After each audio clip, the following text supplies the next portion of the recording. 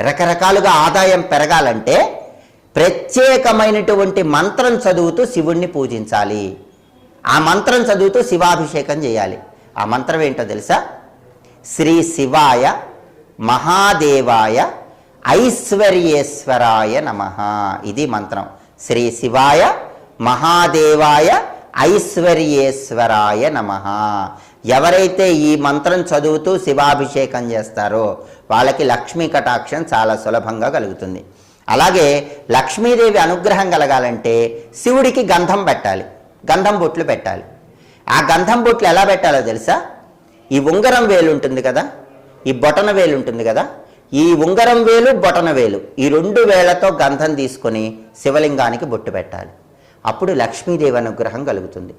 మీ మనస్సులో ఏదైనా కోరిక ఉందనుకోండి, ఆ కోరిక తొందరగా నెరవేరాలంటే ఈ బొటన వేలు మధ్య వేలు ఈ రెండు వేళ